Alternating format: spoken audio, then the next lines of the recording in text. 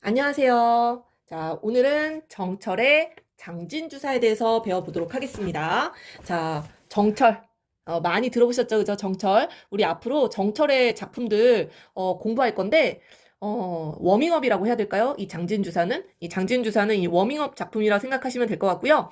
정철의 작품들, 관동별곡, 삼인곡, 송민곡, 요 세 개는 기본적으로 공부를 하셔야 되는 작품입니다. 자, 오늘은 장진주사를 배울 건데, 자, 이 장진주사는 바로 이 술에 대한 노래예요, 술. 이 정철이 굉장히 애주가였다라고 해요. 술을 굉장히 좋아하셔서 술 때문에 정치를 못할 정도였다. 뭐 이런 식으로도 주변 친구들이 굉장히 걱정하는 인물이었는데요. 이 정철의 관동별곡도 보시면은 마지막 결사 부분에 신선과 술을 주고받는 그런 장면들이 등장을 합니다. 이 정철 굉장히 애주가였다고 하고요. 이 장진주사는 잘 보시면은 초장도 좀 길어요. 그죠? 그리고 이만큼이 중장입니다. 중장. 예, 원래는 여기 다 이어서 이렇게 쓰여져 있는데 선생님이 여러분들 풀이하기 좋게 좀 띄어쓰기를 해놓은 겁니다. 원래는 다 붙여서 붙여쓰기를 하고 있어요. 자, 요만큼이 중장이고 마지막 종장. 하물며 무덤 위에 원숭이 휘파람 불 때 뉘우친들 어찌하리. 이런 식으로 조금 우리가 알고 있는 그 시조보다는 좀 길죠. 그죠? 이런 열거나 반복 이런 걸 통해서 특히나 이 중장을 쭉 늘려놓은 걸 우리가 사설시조라고 합니다.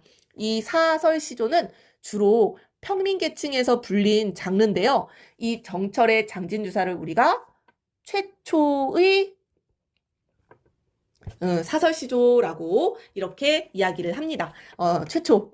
되게 좋아하죠, 그죠? 우리 지금까지 최초의 연시조, 강호 사시가 배웠었고요. 또 최초의 규방가사, 저번 시간에 허난설원의 규원가, 이렇게 배웠었잖아요. 아무래도 이 최초가 붙는 거는 이 국문학사적으로 그래도 좀 의의가 있는 작품들이기 때문에 시험에서도 좋아하고요. 그죠? 이 작품을 필두로 영향을 받은 작품들이 많기 때문에 이 최초가 붙는 작품들을 우리가 그래서 공부를 해야 된다라는 겁니다.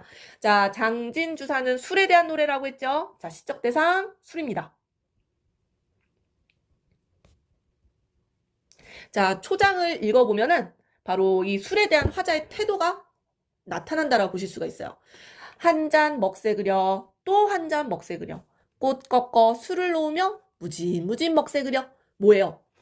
먹새 그려. 먹어보자. 먹읍시다. 권유하는 거잖아요. 아, 이 노래는 술을 권하는 노래구나. 여기 위에 한 번 더 써볼까요? 이 장진주사는 권주가입니다. 권주가. 술 한 잔 먹자. 이런 얘기예요. 술 한 잔 먹자. 자, 여기에서 표현법 보시면은 한 잔 먹새 그려, 또 한 잔 먹새 그려, 꽃 꺾어 술을 놓고 무진무진 먹새 그려. 자, 지금 반복운율 드러나는 거 보이시죠? 그리고 점점 상황이 점층되고 있는 것도 느껴지셔야 돼요. 한 잔 먹었죠? 또 한 잔 먹었죠? 술을 놓고 무진무진. 무진무진이라는 건 뭐예요? 한없이, 끝없이 그런 뜻입니다. 한없이, 끝없이 술을 세워가면서 먹자꾸나라고 권유, 반복, 점층법 사용이 됐고요. 요 부분은 아마 그 상춘곡에서도 나왔던 부분이에요. 꽃 꺾어 술을 놓으며 술을 마시자 이런 부분들 상춘곡에서도 등장했던 표현인데요. 이런 표현을 통해서 우리가 이 낭만적인 이 화자의 풍류 생활을 엿볼 수가 있는 부분입니다. 그냥 술을 마시는 게 아니에요. 술을 마실 때마다 이 꽃을 꺾어서 술을 하나, 둘, 세 잔 이렇게 술을 세어가면서 꽃을 꺾어서 술을 마신다라는 얘기입니다. 네, 낭만적인 풍류 생활 드러난다라는 거고요. 화자의 태도, 술을 권유. 표현 방법, 반복, 점층법. 자, 딱 한 줄 읽었는데 공부할 게 많죠, 그죠? 자, 딱 한 줄 읽었습니다. 자, 우리 중장으로 내려가 볼게요. 조금 길게 읽어볼게요. 자, 이 몸이 죽은 후면, 자, 죽은 이후를 생각을 해보네요. 지게 위에 거적을 덮어 졸람에 메고 가나. 오색실 화려한 휘장에 만인이 울며 가나. 억새풀, 속새풀, 떡갈나무, 백양, 이것도 나무입니다. 백양나무 속에 가기만 하면 누런에 흰달 가는 비 굵은 눈 회오리 바람 불째 누가 한 잔 먹자 하겠는가 라고 이야기했어요. 자, 해석이 되실까요? 자, 이 몸이 죽은 이후를 생각을 해보는 건데요. 자, 첫 번째 케이스입니다. 지게 위에 거적을 덮어 졸람에 메고 가나. 어떤 것 같아요? 지게 위에. 거적을 그냥 대충 덮어서. 굉장히 좀 초라한 그런 죽음의 모습이 떠오르시잖아요? 약간 고독사? 그죠? 막 이렇게 뭐, 태형, 이 맞아가지고 죽은 사람처럼, 그죠? 거적을 덮어서 이렇게 상여가 나가는 모습. 반대죠. 오색실 화려한 휘장에. 휘장이라는 거는 이렇게 뭐지? 상여 위에 이렇게 덮는 거 있잖아요. 술이 잔뜩 달려있는 그런 화려한 그런 휘장을 덮은 만인이 울며가나. 만인, 많은 사람들, 그죠?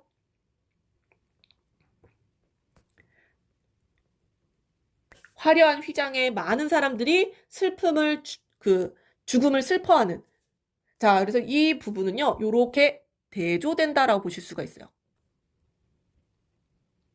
상여의 모습.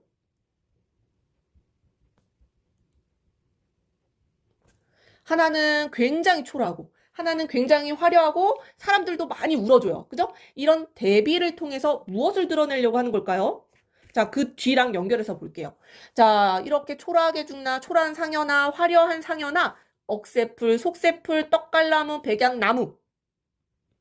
지금 쭉쭉쭉쭉 열거되고 있는 거 보이시죠? 열거.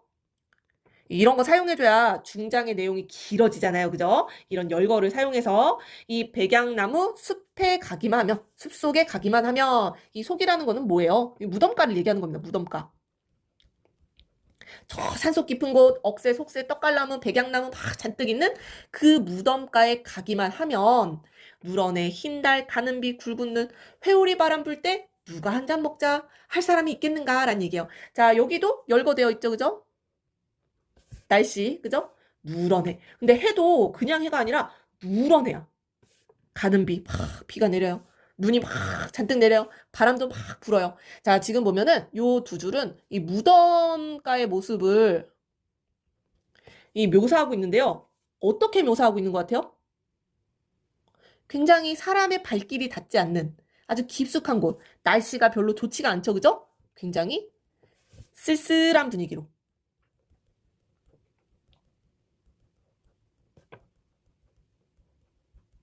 묘사를 하고 있습니다. 시각적인 심상이 두드러지죠. 시각적인 심상으로 쓸쓸한 분위기를 자아내고 있다는 얘기예요. 그래서 요렇게 가나 요렇게 가나 이 무덤에 가면은 쓸쓸한 건 마찬가지다라는 얘기예요. 누가 한 잔 먹자고 하겠느냐라고 했어요. 요 서리법이죠. 죽고 나면 한 잔 먹자고 권유할 사람도 없다는 얘기예요. 자, 그래서 여기 다시 정리해 볼게요. 자, 이렇게 대비되는 상여의 모습을 제시함으로써 바로 이 무상함의 정서를 강조하고 있는 겁니다. 자, 요거 중요하겠죠, 그죠? 이 시의 주제와도 연관이 됩니다. 자, 뭐, 그죠? 누구나 죽으면은 똑같은 거잖아요. 그죠? 죽으면 그냥 다 똑같아. 이렇게 초라하게 죽나, 막 화려한 그런 휘장에 많은 사람들이 막 슬퍼하는 그런 죽음을 하나, 아무튼 죽어서 묻히고 나면은 그 누가 한잔 하자고 권하겠는가라는 얘기예요. 무상함의 정서 체크를 하셔야 되고요. 자, 마지막 종장도 보시면은 하물며 무덤 위에 원숭이가 휘파람 불 때 뉘우친들 어찌하겠느냐라고 했어요. 갑자기 원숭이 나왔어요. 원숭이. 자, 이 원숭이 휘파람도요. 자, 요거는 약간 공식처럼 외워볼까요? 이 원숭이 휘파람이 무덤에서 들리잖아요. 무덤. 이 무덤에서 쓸쓸한 곳에서 들리는 원숭이 휘파람은 이 무상함의 정서와 연결지어 볼 수 있어요. 무상함의 정서를 더욱 심화시켜주는. 이게 청각적 심상 드러나죠? 이번에는 사실 이 원숭이라는 게 조선시대 때 우리나라에 있었을 것 같아요? 우리나라에 살지 않는 동물입니다. 그죠? 원숭이는 살지 않아요. 그런데 이 원숭이를 이 조선 사람들이 어떻게 알았냐면은 이 중국의 이제 한시나 이야기를 통해서 이제 알았단 말이에요. 접했단 말이에요. 그래서 원숭이에 대한 막연한 그런 이미지가 있어요. 그랬을 때 이 우리나라 시에서 사용된 대부분의 이 원숭이의 이미지는 이런 쓸쓸함, 무상함의 정서와 연결되는 경우가 많습니다. 이 시도 그렇죠? 뭐 원숭이가 중요한 게 아니라 무덤 위에서 들리는 소리란 말이에요.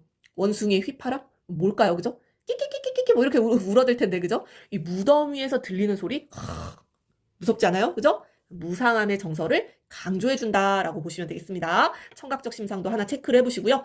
그때 가서 뉘우침들 어찌하겠느냐. 죽고 나면 후회해봤자 다 소용없다. 이런 얘기죠. 죽고 나서 후회해도 소용없다.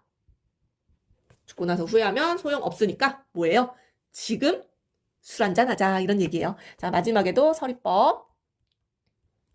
어찌하겠느냐? 그때 가서 뉘우칠 거냐? 뭐 이런 얘기예요. 그때 가서 뉘우치면 안 되겠죠? 지금 현재를 즐겨야 되겠습니다. 자, 그래서 한 잔 먹자꾸나. 무진무진 먹자꾸나. 낭만적인 어떤 풍류생활. 꽃 꺾어 술을 놓는다. 이런 표현 나왔었고요. 그죠? 자, 이렇게 죽나 저렇게 죽나. 대조 사용됐죠? 죽으면 다 똑같은 것을 무상함의 정서 강조하기 위해 대조법 사용을 한 거고요. 자, 열거법도 쭉 사용됐죠? 그래서 무덤가의 모습이 어때요? 굉장히 처량하고 쓸쓸하고, 그죠? 뭔가 스산합니다. 스산해요. 그죠? 자, 누가 한 잔 먹자고 하겠느냐? 원숭이 휘파람, 청각적 심상을 통해 무상함의 정서를 한 번 더 강조해 준 거예요. 뉘우침들 다 소용없다. 뒤늦게 죽고 나서 다 소용없다. 이런 얘기를 하면서 뭐예요? 술을 권하는 노래입니다. 술을 권하는. 그래서 술을 즐기자. 술을 마시며 인생 무상을 해소해보자라는 노래라고 보시면 좋겠습니다.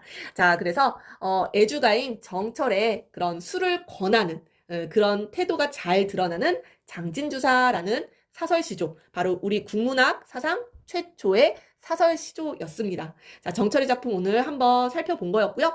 이걸 이제 필두로 해서 우리 정철의 여러분들을 많이 괴롭히는 특히 관동별곡이 길고 어려워요. 그죠? 관동별곡이 길고 어렵고 삼인곡, 송민곡, 유배 시가잖아요. 그죠? 같이 연결해서 공부하면은 좋을 것 같습니다. 아, 참고로 이 장진주사는 수능에 한번 나온 적이 있습니다. 자, 오늘 여기까지 할게요.